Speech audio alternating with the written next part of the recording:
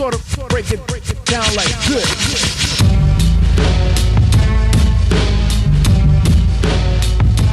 All right. Gang hang. Good morning. It's Saturday. We're gang hanging. For those of you who don't know, and I realize when we post this, I'm not introducing it. Someone might stumble across it and go, what is this lame crap? We get together in our Discord and we gang hang. My name's Matt. This is Joe. We're the two-headed nerd. We talk comics and stuff. Hey, hi. We got a bunch of buddies You know what? here. We should probably intro it like a normal show. So That's what we just my did. name is the Internet's Joe Patrick. And I'm I'm the Internet's Joe Patrick. Yeah, look at us. His We're name nailing is it. Matt Bomb. We're killing it. That was perfect. We're banging. We're clanging. We're clanging and banging and gang hanging. We got our shirts off. We got all kinds of stuff to talk about today, and we've got the question of the week.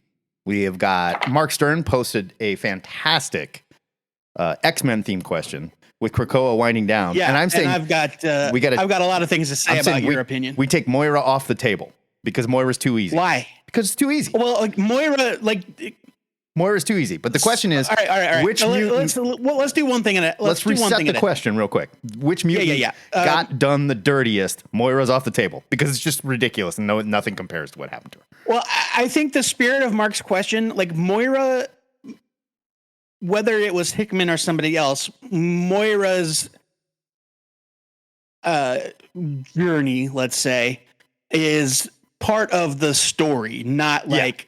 I think the spirit of his question is like which mutant got the short shrift. Sure. Just by virtue of like where they ended up. We can get into that. But Moira's thing is baked into the concept. Yeah.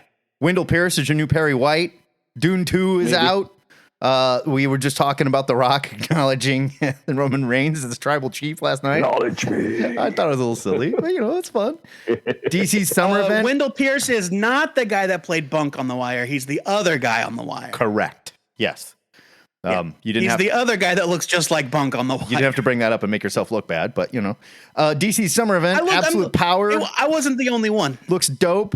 Jim Lee drew a ridiculous cover for the Amalgam omnibus. I'm sorry. Wendell Pierce is Bunk. McNulty's partner. Wendell Pierce. Wendell Pierce is Bunk, McNulty's partner.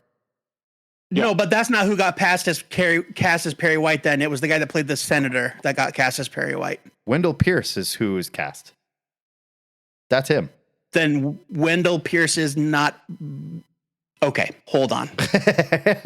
All right, you do your thing. Keep setting up the gang hang while I figure this shit out. But we got all this fun stuff to talk about. Brian, you wanted to talk about some genre television, though. Why don't we start there? What do you got?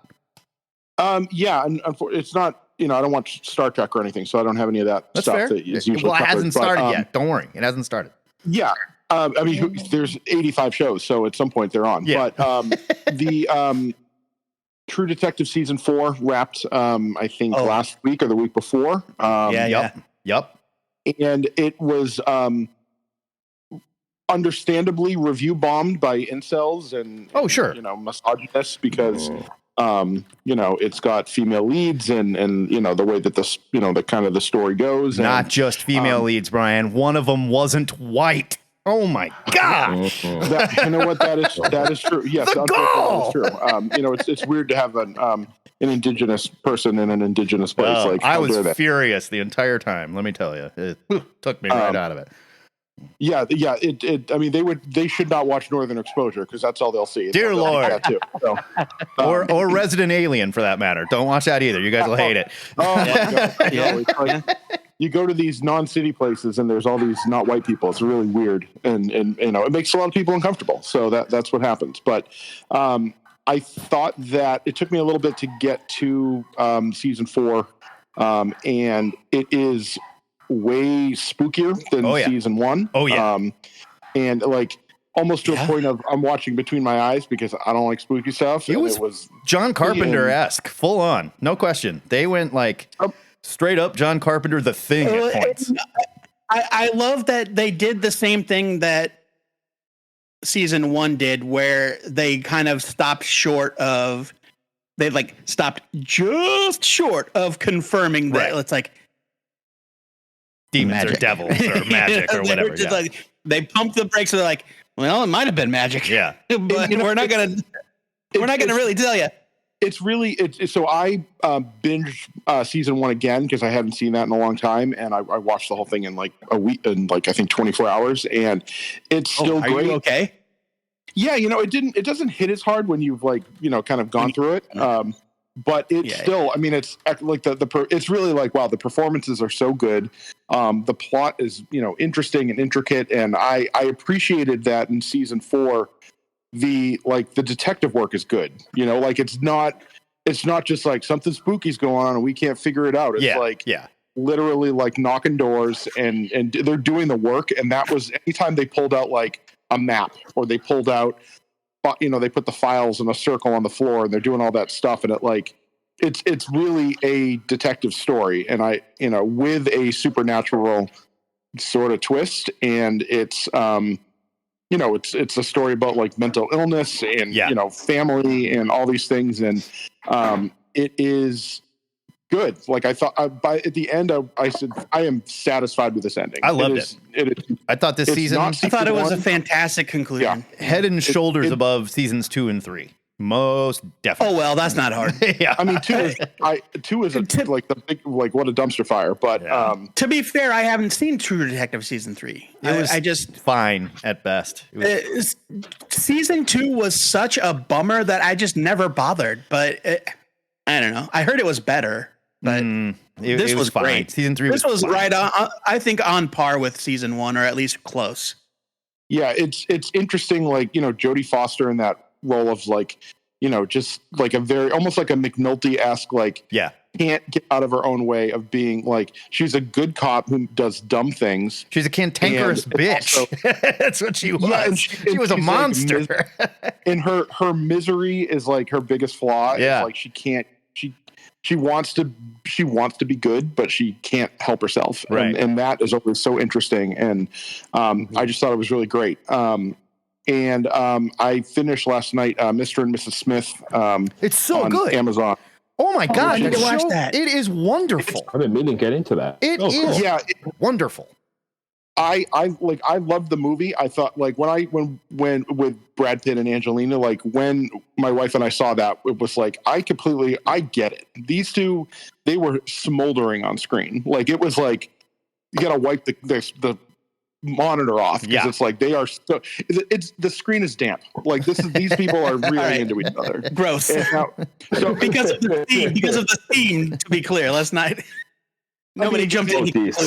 No, they just, you could tell they actually were into each other. And sorry, Jennifer Aniston, you're not bringing it. But and the new show, she never stood a chance, really. She really, I mean, she literally did not. But the new season is a twist on the concept, where it's like two strangers are put together as like, and this is like the first 20 minutes of the first episode. It's like they are spies of some sort, and you don't really know what kind, and they are undercover together. Yeah. And they don't know each other, and they're kind of put together because it's easier to be spies in a pair, and the dynamics of them doing it, and the it's great. And like it's sometimes, if you've been in a long-term relationship, this is unfortunately sometimes real and familiar, and this is from people that have really thought about the mechanics of intimate relationships and how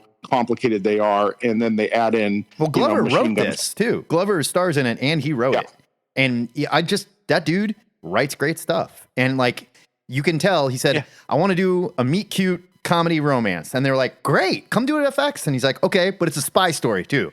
And they went, "What?" He's like, "Yeah, I'm redoing Mr. and Mrs. Smith." And they went, "Okay." And it's fantastic. It's like it's a spy story, but like the spy story isn't important. What's important is how these two people come together, and it's just great. Oh, loved it. Yeah, it's really, and I think it's 8 episodes. It's pretty quick. I really recommend it if you like that kind of thing. It's and it's got Donald Glover in Maya from Pen 15, who plays the little bowl cut chick, and she's hilarious. Oh God, is that her? She's great. Yeah, I didn't know that was who that was. Yeah, it's very like a I mean, if you've seen her in that, like she's a maniac, and this is, she's a little more glamorous and but also like insane, and they're both, it's great. Like it's a fun sometimes, not exactly a binge because you might need a break. Because, They're that long. was a heavy episode. They're also a little longer. It's like a 45, 50-minute show. So, it's a good weekend watching. Like, we watched it on, like, Sundays, and we just do a couple and go, I love this. And then watch something really depressing. In fact, after True Detective, I'd be like, let's do this. This is going to be a little lighter. Yeah, we were bouncing back and forth between the two to kind of, like, get through it. So, but yeah, really, it's a good time for these kind of shows. And I'm psyched that I think both are renewed. So, yes. There will be more. So, I don't know. A year from now, we'll talk about the new ones. One other nerd show to binge that just got a second life on Netflix. Resident Alien is on Netflix now. If you never watched it, based on a Dark Horse comic book, it is an excellent comic book too. And like it was one of those shows. It was too good for the Sci-Fi Network because nobody watches the Sci-Fi Network, and it just never got any ratings love. Alan Tudyk plays the main alien. He's incredible in it. There's 2 kid actors. I can't stand kid actors. There's 2 kid actors in this that are excellent. Like S-tier excellent, hilarious, laugh out loud kids. And all they had to do was put it on Netflix, top 10 show. It's like, oh, great. Everybody loves it. Thanks. And poor Sci-Fi is just like, God damn it. Yeah. I mean, look, maybe, I don't know. Krypton, say what you will about Krypton, the show. Watched one episode. But it was a decent, like, it's the same problem that all of these Superman without Superman shows have, just like all the Batman without Batman shows. It's just like, well, there's only so much you can do. And I thought that they did some pretty great stuff to kind of connect it to Superman. Like Adam Strange was there as a time traveler and all this stuff. And it looked gorgeous. Sci-Fi and it produces stuff really well. It was and it's just like canceled after like a season and a half. Nobody watched it. They tanked it. Yeah. And but it put it on Netflix, and I think that thing would have been a hit. Probably. And like maybe this gives Resident Alien a second life. It's happened before.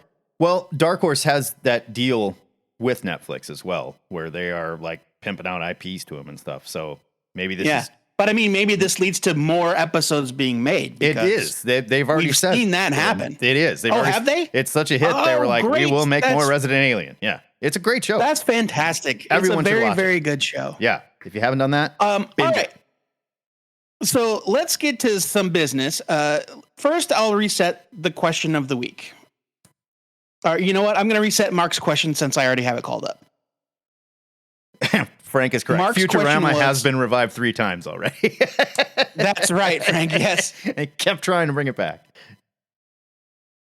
The Krakoan era for the X-Men and mutant kind is ending with an editorially mandated whimper. In retrospect, which mutant was done the dirtiest during this period?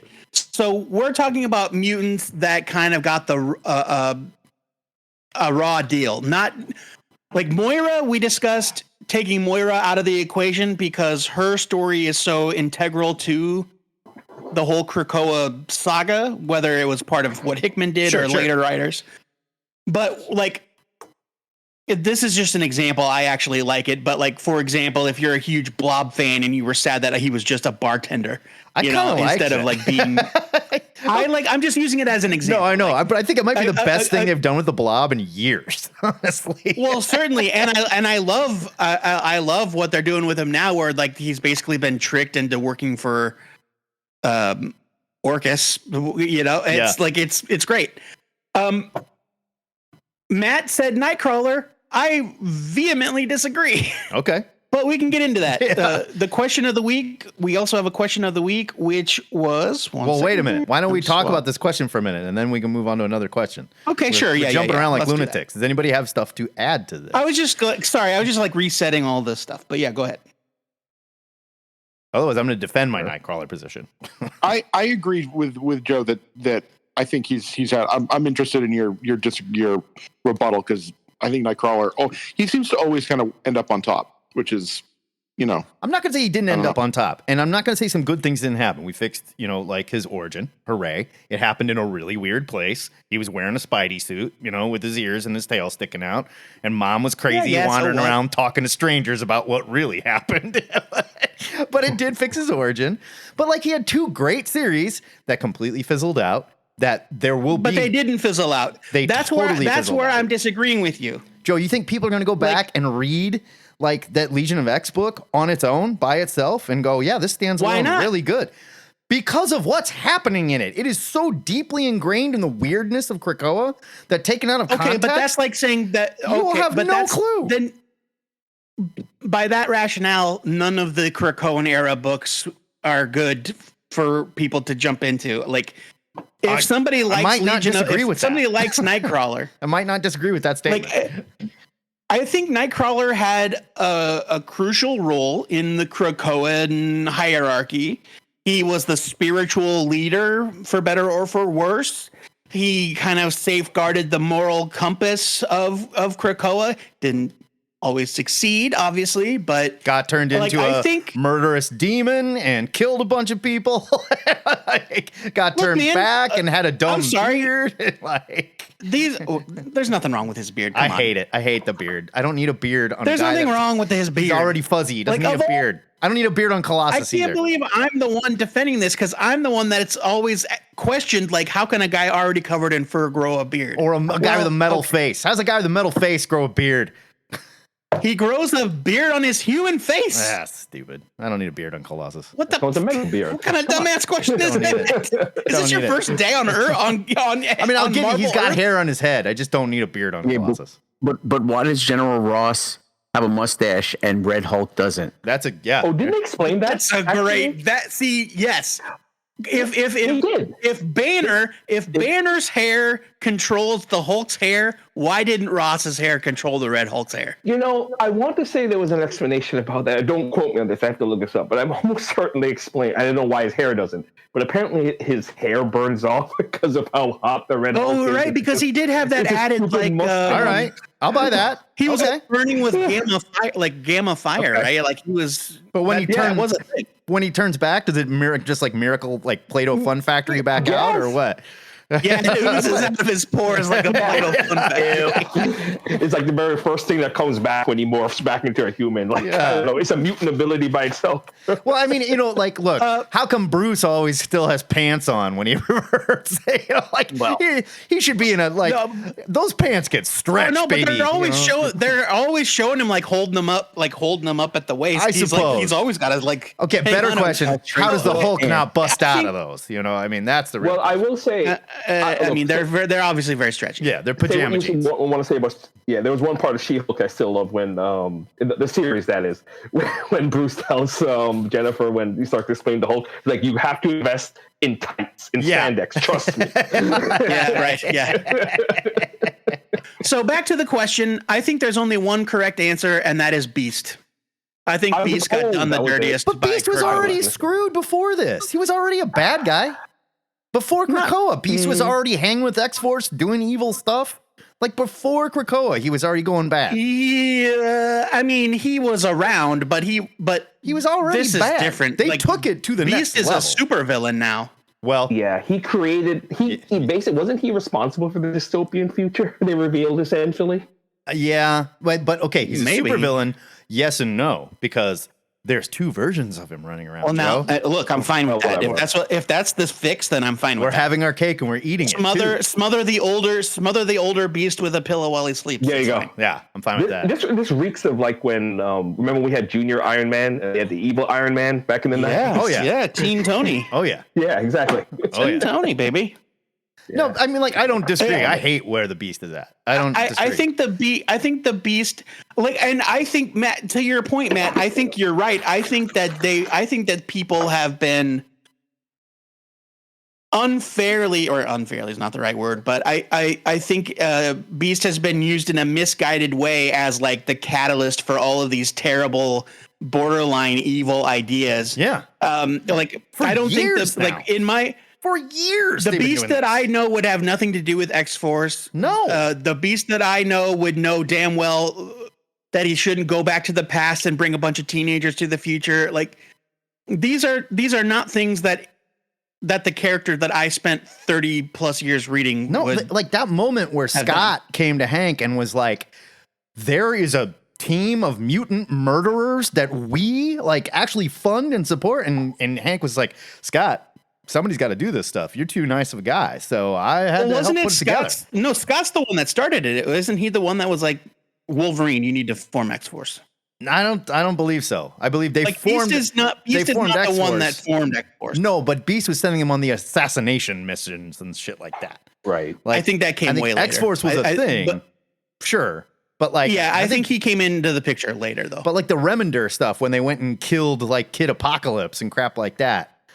I believe Beast Hank wasn't around. I believe Hank was helping put those together. No, Beast didn't join the book until way later. X-Force had been. I agree with that. A bunch of revisions since then. But didn't we reveal that he's been doing this the entire time? Not too long ago. In the pages of X-Force, like he's always been there doing his evil stuff, and it leads to this evil future that he thought he was trying to prevent, but he turns out he's evil, and now he's wearing a plant suit and trying to kill everybody. I mean, I can't really speak to what's gone on in most recent issues of X-Force, so I'm not sure. But like, as far as the old books are concerned, Hank didn't come around until later. But fair. Regardless, I think the point is that this is not who Hank was, and all of a sudden he became an ends justify the means. Like, yes, it's okay to kill 10 to save 100, sort of person making moral decisions. Yeah. Like, no. Yeah, I think that Beast has been on a downward path for a very long time, and I hope this brings him out of it. Well, they bring him back to Stars and Garter Beast, but it reminds me so much of Age of Apocalypse. It was like we've seen evil versions of Beast. They essentially made him the Dark Beast. Yeah, he's just a little bit less like mustache twirling, giddy about it. Yeah, like straight up. Yeah, Dark Beast like reveled in sadism, and he's not as gray. The Dark Beast was like gray. Well, OG Furry Beast was gray. It happened. Okay, so we got peeps in the chat saying, okay, this was a complete waste of time. They did all of Mutant Kind bad. What do you guys think? Will we be able to go? Will someone, not us who lived through it, but will someone, X-fan, 10 years from now, go back and pick up any of these? The damage is done. We'll never forget. And say like, oh, that was great. That was really neat. I just read that one. I just read Marauders and I really liked it. Would you be able to do that? Well, I bet you, like most books that drag on for too long, I bet it reads way better all in one sitting. So maybe, but like, I think people that like future historians that revisit the Krakoan age that read it all in a few sittings, instead of month to month, week to week, they'll have a different experience than we did. Well, what do you guys think? Brian, you obviously have thoughts on this, or Damon, you have thoughts on this.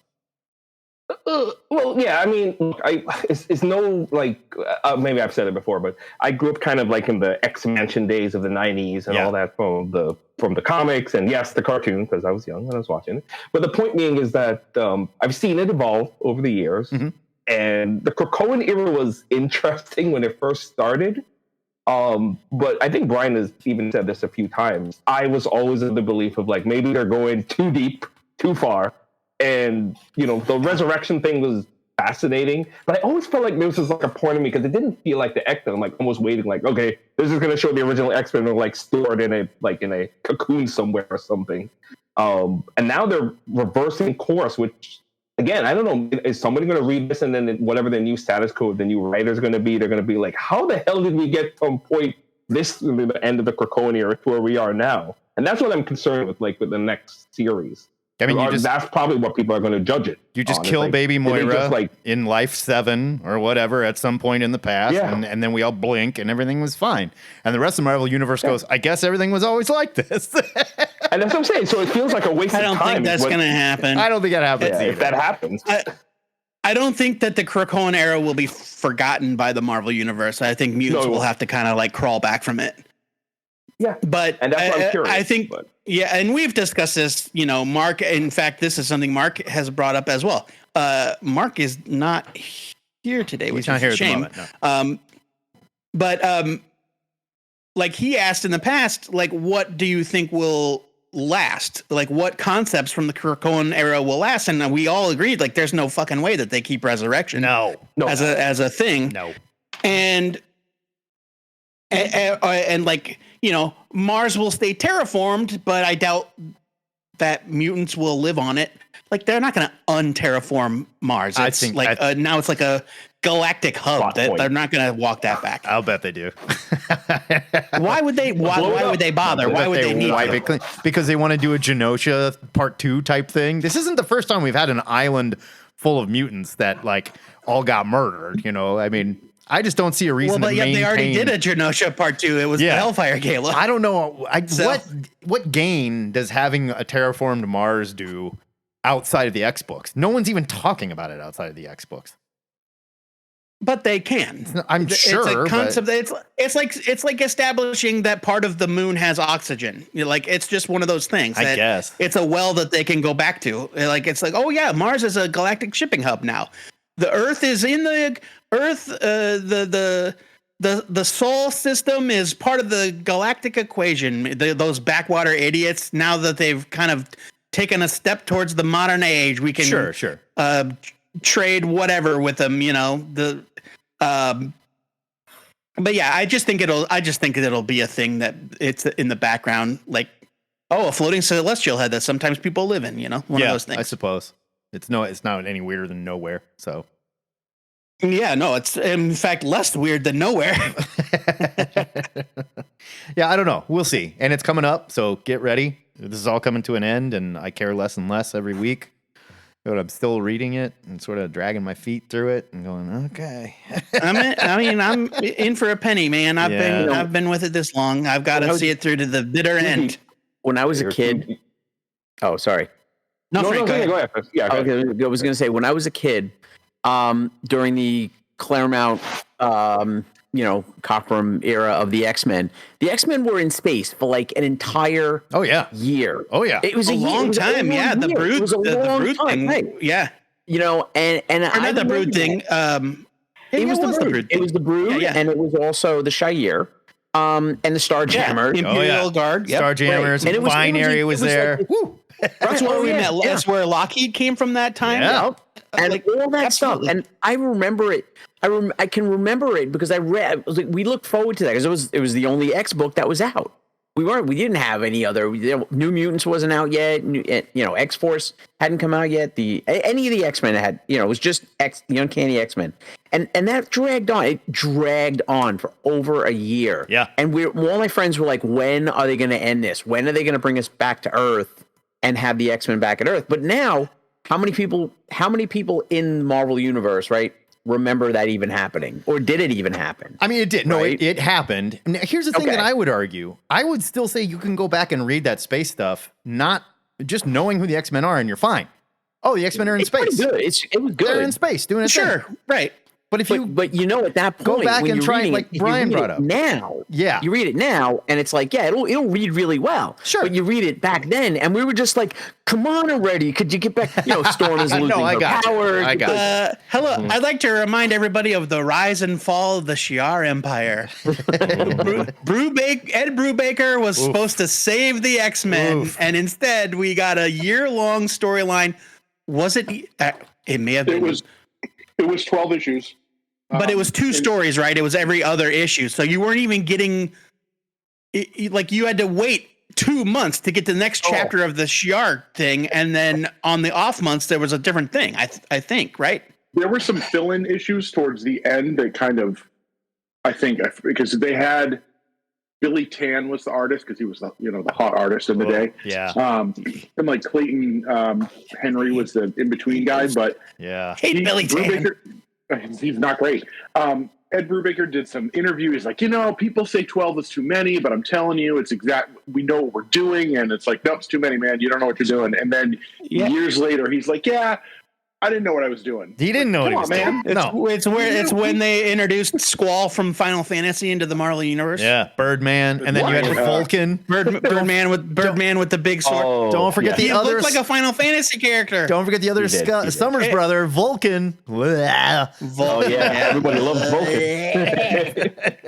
bad. Real bad. So Brian, so there are a couple of good points that were made, kind of opposite sides of the same coin, in my opinion.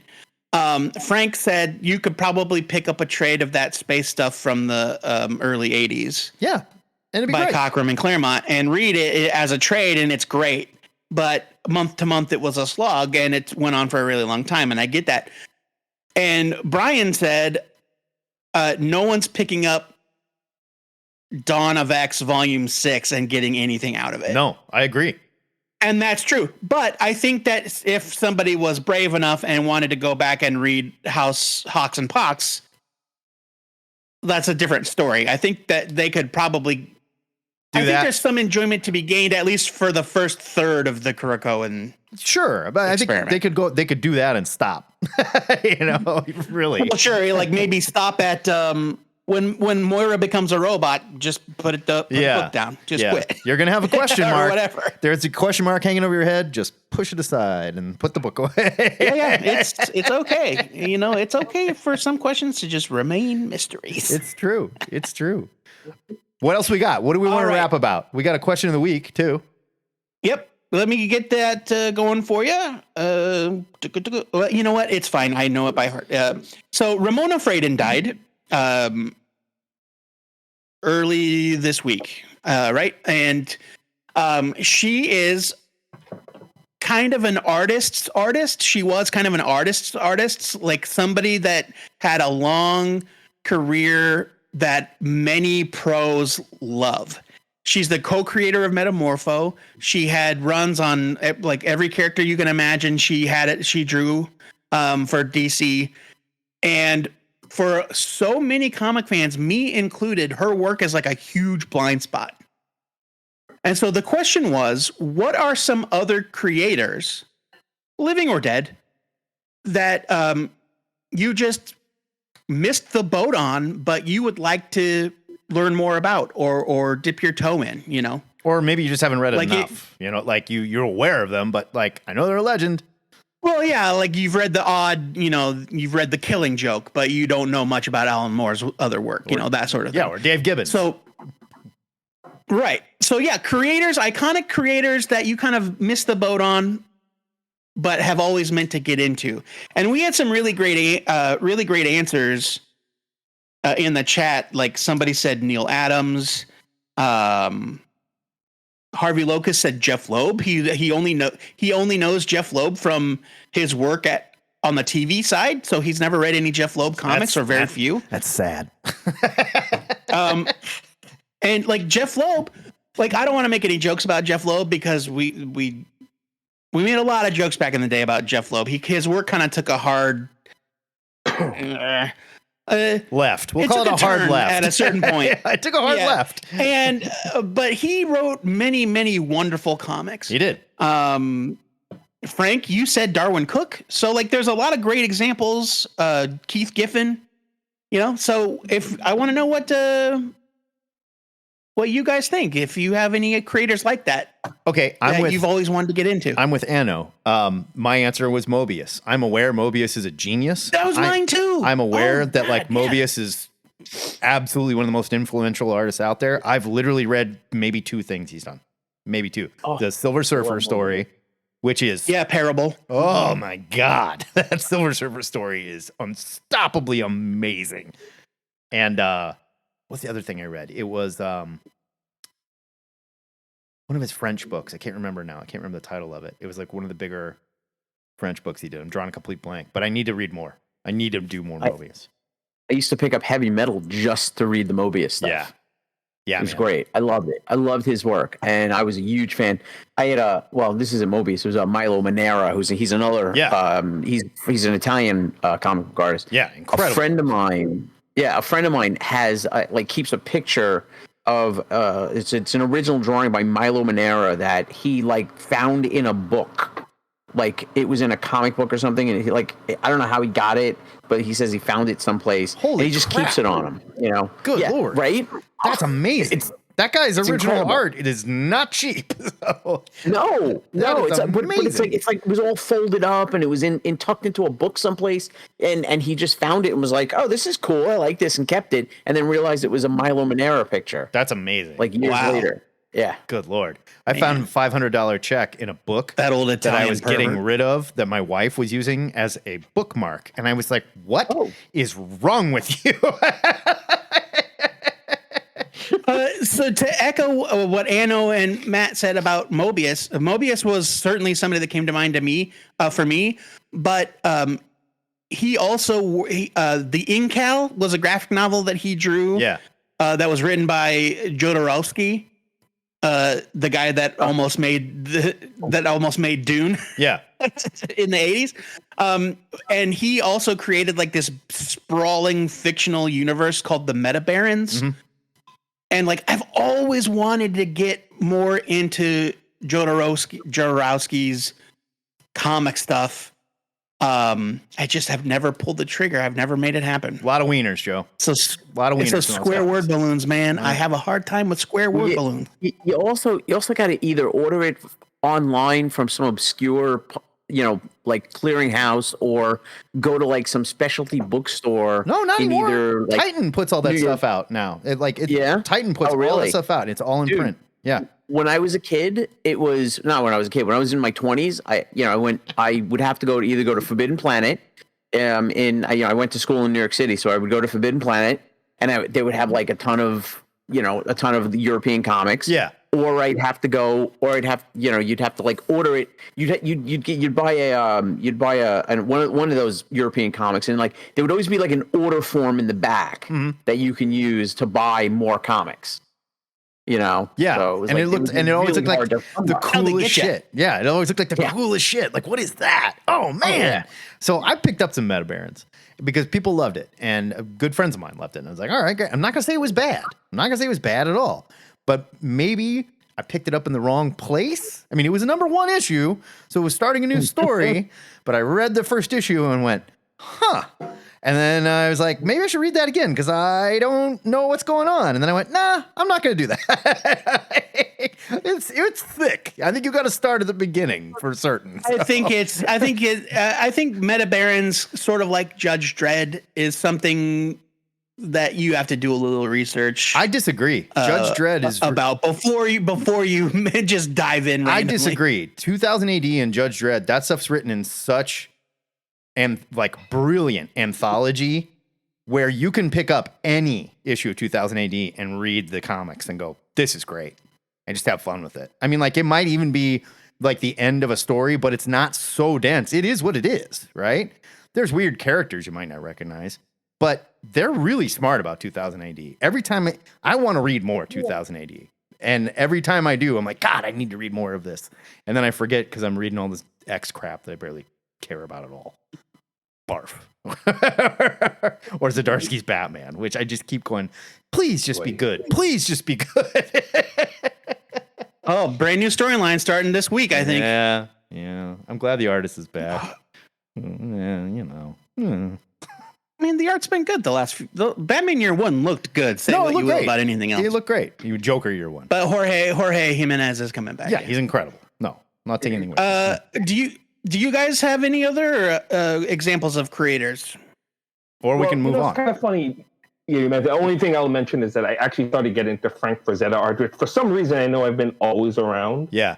But I started reading a lot of old Conan issues. Like, holy crap, this guy has been totally around. And then I actually started looking up album covers too. Yeah. I realized he actually drew a lot of. So I've actually been trying to look for like pieces of art too, just to add to the binder lately. So, I don't know why. He's been around forever. But. Yeah, he's a guy's a legend for a reason, But Frank Frazetta is a lot like Boris Vallejo. He's just like a fantasy artist. Yeah. Who's been like gotten all of this kind of like mainstream like album covers, people putting his art on posters, all kinds of like bands. Bands. Bands. Sure. That Death Dealer image has been used so many times on so many different things. Like Frank Frazetta, Yeah, I bought it an appreciation for it. I actually just watched Fire and Ice for the first time ever. Oh yeah, Oh. that movie's great. I was shocked. Oh my god, I love that movie. Yeah. It's so good. So That good. movie's great. Yeah, it is. But it's just straight having some kind Frazetta of weird ripoff. revival. Straight Frazetta ripoff. It is. Yeah. No, What did you say, Frazetta Frank? did all the designs for it. Oh, That's Fire right. and Ice. It's a great. I said it's Yeah. having a revival. Like recently, I've been seeing all this There's stuff a on comic Fire and Ice. right. Yeah, there's a comic right now at Dynamite Oh, yeah. by Bill Willingham. Bill Action Willingham's figures writing it. as Yeah. well. Oh, cool. Yeah. Yeah, no, it's great. I met Boris Vallejo one time at like just kind of out at this thing. It was like an illustrator's workshop weekend, and I was there with a friend of mine. I wasn't there to actually take the workshop, but I was walking around with my medium format camera, and he just walks up. He's like a little bit taller than I'm a short guy, so he walks up. He's a little taller than me, and he goes, "Hey, that's a really nice camera. I used to have one just like it." And he goes, and he's talking to me. I'm looking at him, and I'm like in stunned silence. And we're talking, and he's like, "Oh, hi, my name is Boris. My name's Boris." And I'm like, and I shake his hand. I'm like, "I know, I'm a huge fan." That's cool. Completely, I was like almost completely, utterly without speech when I was talking to him. He was super nice and super, just very gracious and such a cool guy, you know. And I'm really happy I got a chance to meet him. I did go to the Frazetta Museum. I did not meet Frank that day that I was there, but which sucks. Man. But the Frazetta Museum is amazing. If you're ever in Pennsylvania, there's one also in Florida.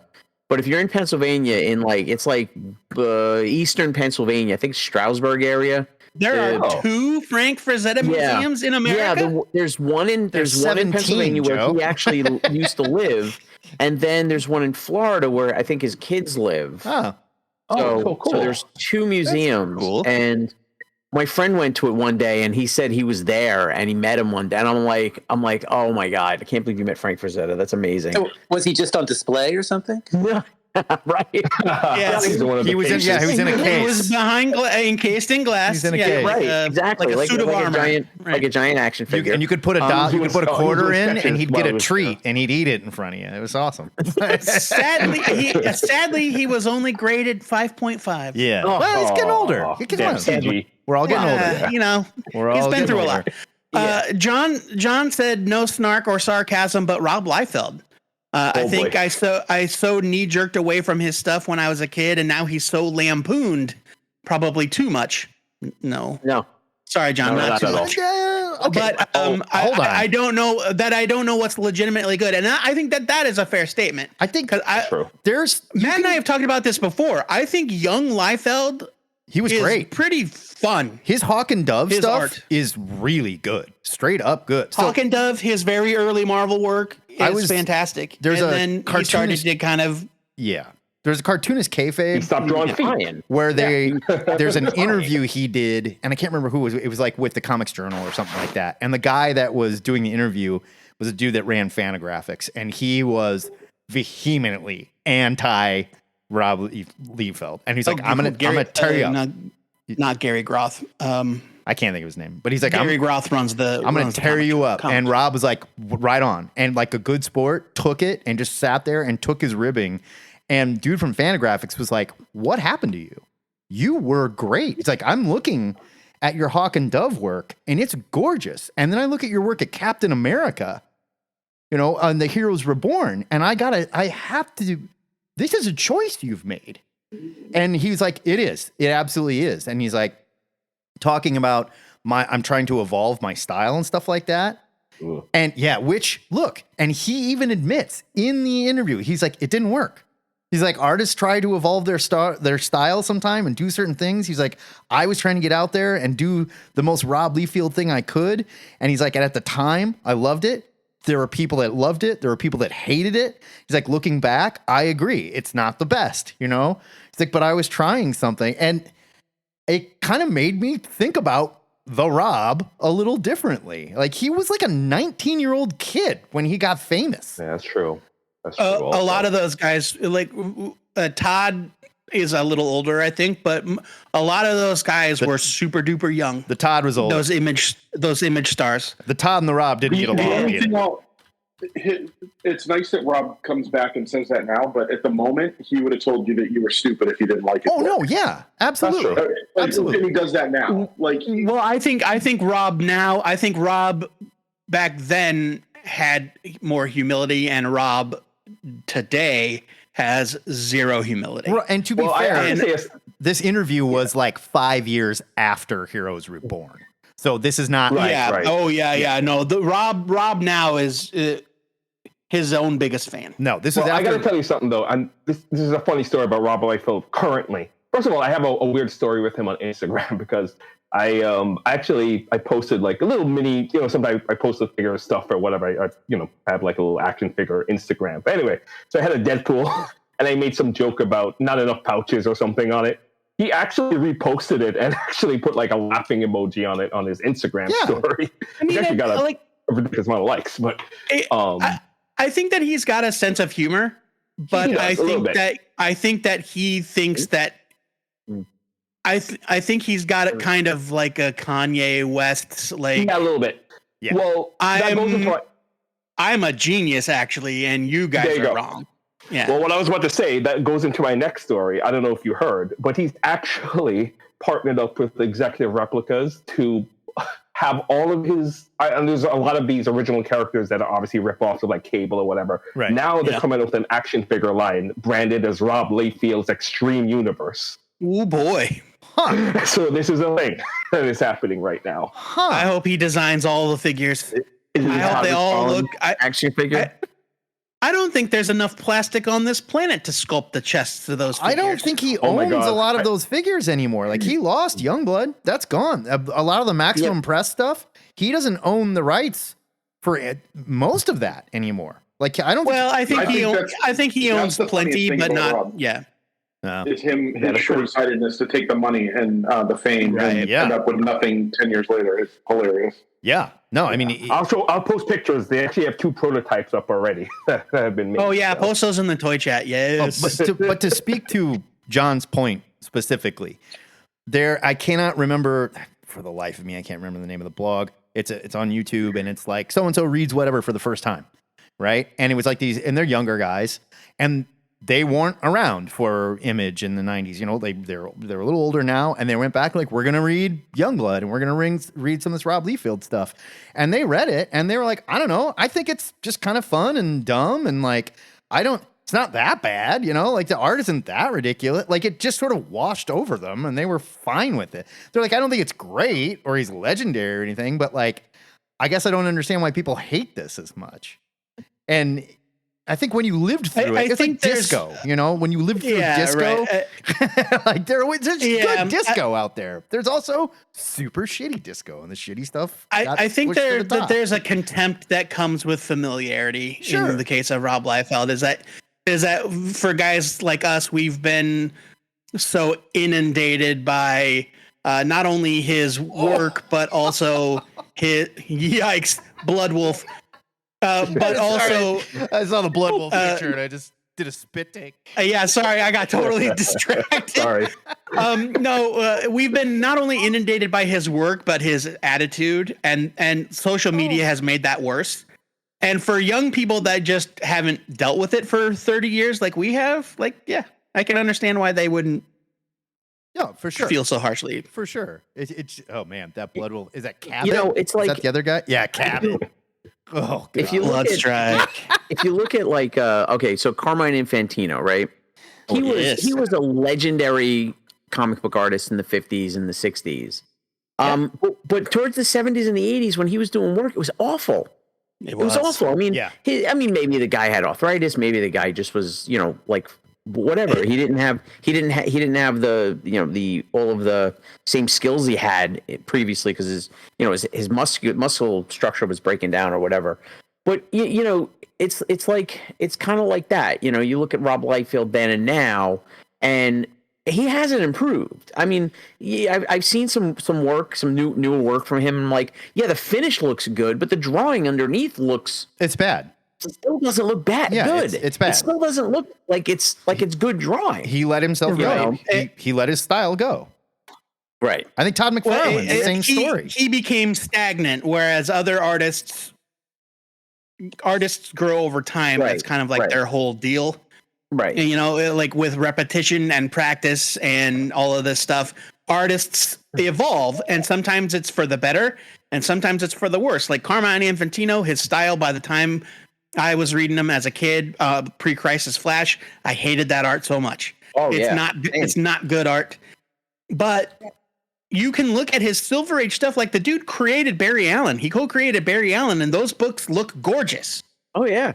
And yeah, stuff it's is just great. but then you've got young guys like Jim Lee who are pretty good out of the gate, but they only get better over time. Rob just kind of stopped evolving. Yeah. Todd McFarlane did the same He's like, thing. this is what sells. Yeah.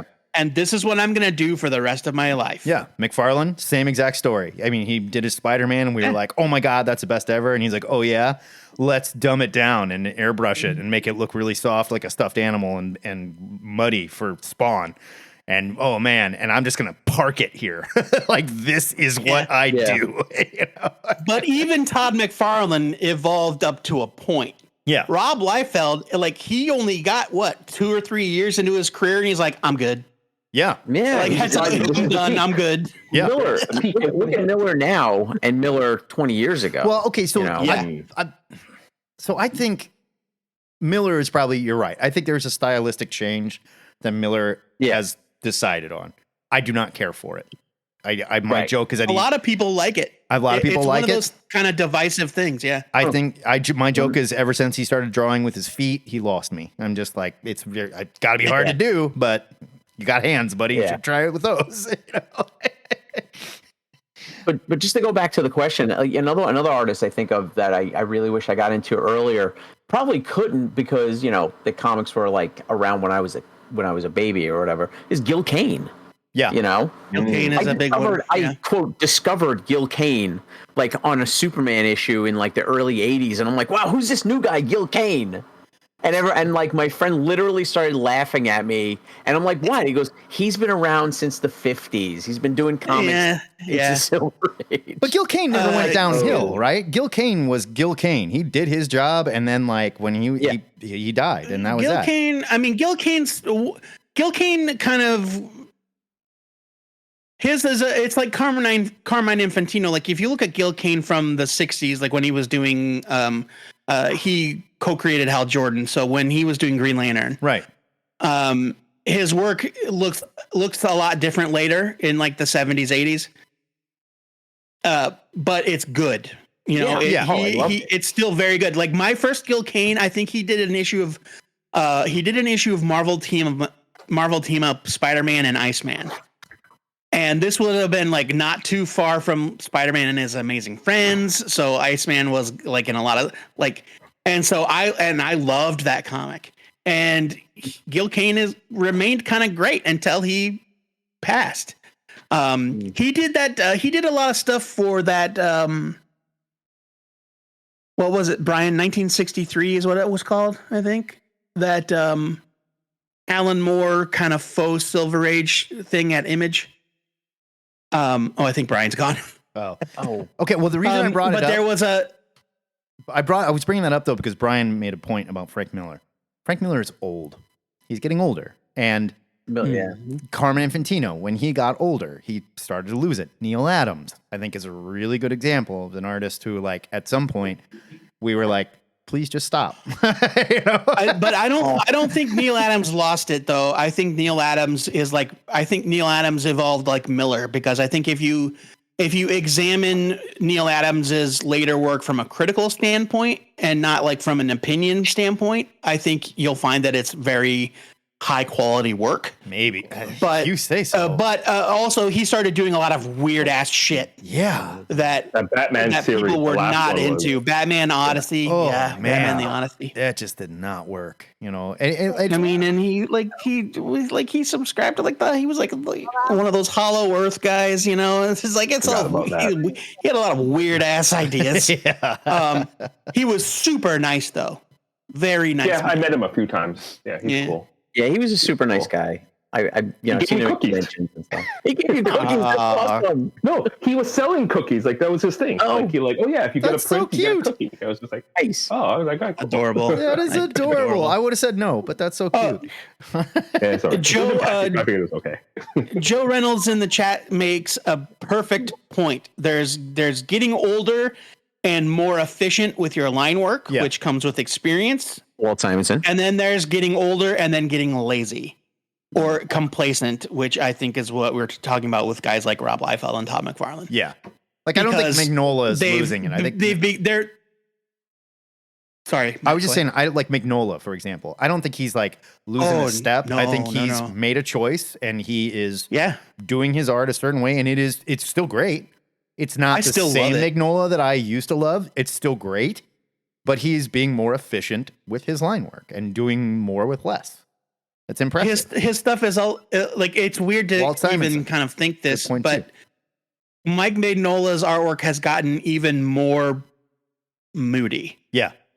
And atmospheric, where like he's letting the shadows do a lot of talking in his art in a way that, where maybe like in the 90s or early 2000s, Mignola was doing a little bit more like line drawing, like fully rendered figures, and now it's a lot of like shapes. I think Jim Lee is implied. Yeah, Jim Lee is another good example of that as well. Like even New 52, Jim Lee came out and was like, "I'm gonna draw everything, every nook and cranny and sharp edge of this armor." And like now, you can see him backing off a little bit and loosening up. Well, it's still Jim Lee. Jim Lee is an artist that has only gotten better over time. It's just that he is a terrible designer. Oh yeah, his designs are terrible. But I mean, in the sense, his line work isn't even what he used. He used to draw everything, every single crosshatch, every little piece. And sometimes you look at those panels,